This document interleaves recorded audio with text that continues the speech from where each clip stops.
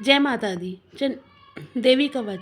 ओम चंडिका देवी को नमस्कार है। मार्कंडेय जी ने कहा कि पितामह, जो इस संसार में परम गोपनीय तथा मनुष्य की सब सब प्रकार से रक्षा करने वाला कवच है, आप अब तक किसी ने भी किसी के सामने भी आपने प्रकट न किया हो, ऐसा साधन कोई मुझे बताइए। ब्रह्मा जी बोले, ब्राह्मण, ऐसा साधे तो देवी का कवच ही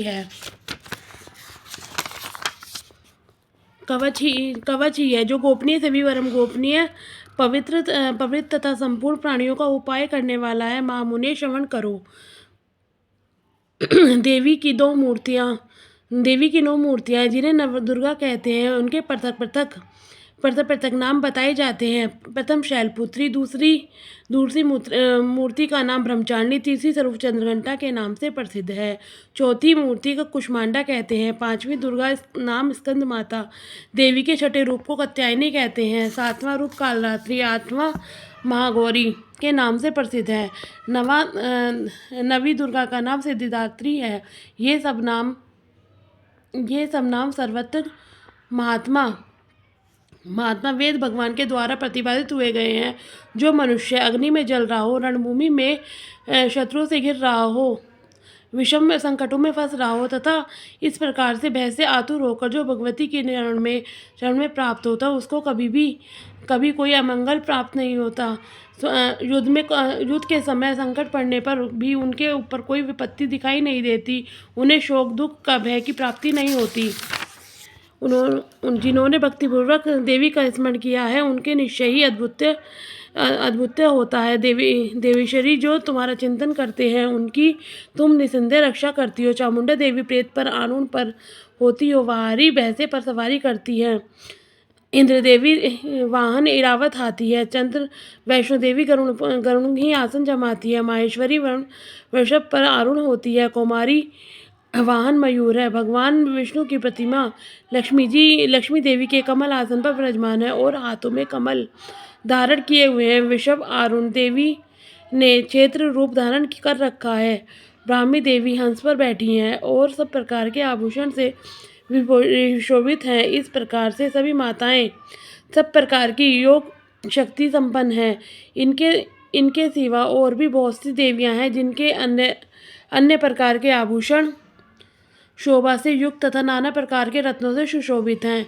ये संपूर्ण देवियां क्रोध में भरी हुई हैं और भक्तों की रक्षा के लिए रथ पर बैठी दिखाई देती हैं। ये शंख, चक्र, गदा, शक्ति, हल और मूसल, केटक के तोपर, परश तथा पाश, कुंद और त्रिशूल एवं उत्तम शाक, धनुष आदि अस्त्र शस्त्र अपने हाथों में धारण करती हैं। दैत्यों के शरीर का नाश करना, भक्तों का अभयदान देना और देवताओं का कल्याण करना, यही उनके शस्त्र धारण का उद्देश्य है। कवच आरंभ करने से पहले इस प्रकार प्रार्थना करनी चाहिए। महान रौद्रूप, अत्यंत घोर पराक्रम, महान बल और महा उत्सव वाली देवी, तुम भय का नाश करने वाली, तुम्हें नमस्कार है।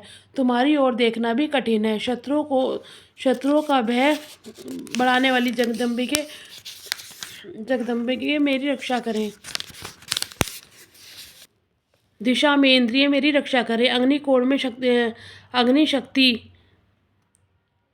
अग्नि शक्ति दक्षिण दिशा में वाराणसी, नेत्री उनमें खड्गधारणी मेरी रक्षा करे।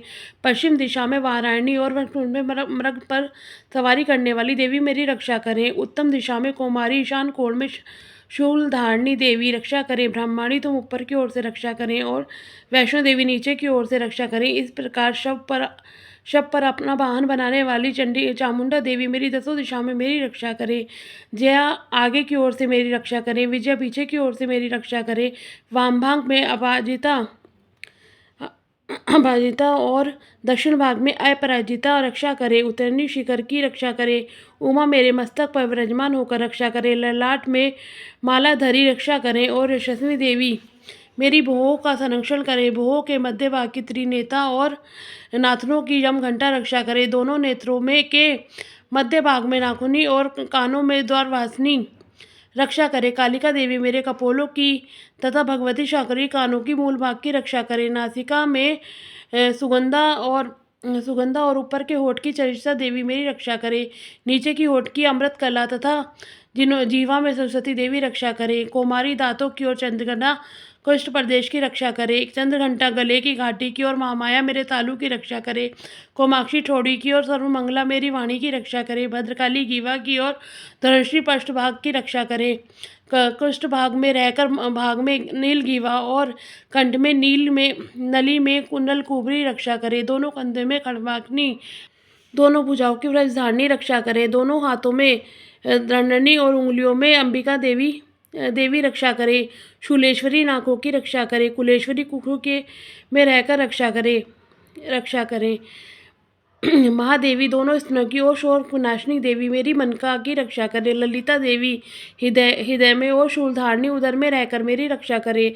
नाभि में कामनी और गुहा भाग में गुहेश्वरी देवी मेरी रक्षा करे। पूतना और कामिका लिंग की रक्षा करे। महिषा देवी मेरी गुदा की रक्षा करे। भगवती कटी भाग और विश्ववारिणी घुटनों की रक्षा करे। संपूर्ण समस्त कामनाओं को देने वाली महाबला देवी मेरी पिंडलियों की रक्षा करे। नाशुसी देवी मेरे घुटनों में और तेजस्वी देवी मेरे चरणों के पृष्ठभाग की रक्षा करे। श्री देवी पैरों की उंगलियों की और तलवासनी मेरे पैरों के तलुओं की रक्षा करे। अपने डाढ़ों के कारण भयंकर दिखने वाली दंतकाली देवी मेरे नखों की और उष्ट केशनी देवी मेरे केशों की रक्षा करे। रोमावली के छिद्रों में कोमलेश्वरी और त्वचा के वायश्वरी देवी मेरी रक्षा करे। पार्वती देवी रक्त मज्जा वसा मांस हड्डी और मेद की रक्षा करे। आंतों की कालरात्रि और पित्त की मुकेटेश्वरी रक्षा करे। मूलाधार और कमल कोशों की पदावती देवी मेरी रक्षा करे। कफ और चूड़ामणि देवी स्थित होकर रक्षा करे। नख के तेज की ज्वालामुखी देवी रक्षा करें, जिसका किसी भी अस्त्र में भेदन नहीं किया जाता। अश्वेतरी मेरी शरीर के समस्त संधियों की रक्षा करे। ब्रह्मणी मेरे वीर्य की रक्षा करे। क्षेत्रश्री छाया की रक्षा करे। धर्मधारिणी मेरे अहंकार की, मन की, बुद्धि की रक्षा करें। हाथ में व्रज धारण करने वाली व्रज हस्ता देवी मेरे प्राण, अपान, व्यान, उदार और सम्मान आयु की रक्षा करे। कल्याण से सुशोभित होने वाली भगवती कल्याण शोभना मेरे प्राण की रक्षा करे। रस, रूप, गंध, शब्द और स्पर्श इन विषयों का अनुभव करते हुए योगिनी देवी रक्षा करे। सत्वगुण, रजोगुण, तमोगुण की रक्षा सदा नारायणी देवी करे। वाणी आयु की रक्षा करे। वैष्णवी धर्म की रक्षा करे तथा धनरणी देवी मेरी यश, कीर्ति, लक्ष्मी, धन तथा विद्या की रक्षा करे। इंद्रणी आप मेरे गोत्र की रक्षा करे। चंडिके तुम मेरे पशुओं की रक्षा करना। महालक्ष्मी पुत्रों की रक्षा करें। भैरवी पत्नी की रक्षा करें। मेरे पृथक सुप्रता तथा मार्ग में क्षेमकरी रक्षा करें। राजा के दरबार में महालक्ष्मी रक्षा करें और सब और व्याप्त रहने वाली विजय देवी संपूर्ण भयों से मेरी रक्षा करें।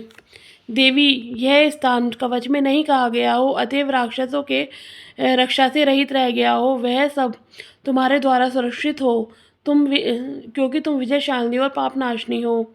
यदि अपने शरीर का भला चाहे तो मनुष्य बिना कवच के एक भी पग न जाए, कवच का पाठ करके ही यात्रा करे। कवच के द्वारा सब ओर से सुरक्षित मनुष्य जहाँ भी जाता है वहाँ धन लाभ प्राप्त होता है तथा संपूर्ण कामनाओं की सिद्धि करने वाली विजय की प्राप्ति होती है। वह जिस अभिष्ट वस्तु का चिंतन करता है उसको वह निश्चय ही प्राप्त कर लेता है। उस पुरुष को पृथ्वी पर तुलना रहित महान ऐश्वर्य के भागी होता है। कवच में सुरक्षित मनुष्य निर्भय हो जाता है। युद्ध में उसकी पराजय नहीं होती है तथा वह तीनों लोकों में पूजनीय होता है। देवी का यह कवच देवताओं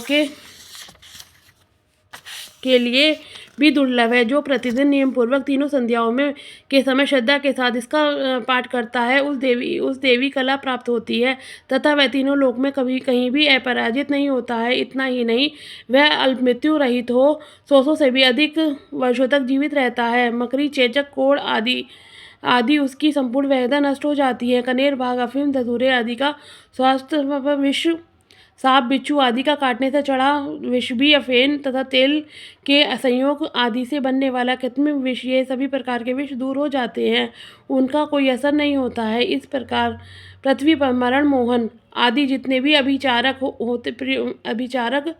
प्रयोग होते हैं तथा इस प्रकार से जितने भी मंत्र तंत्र होते हैं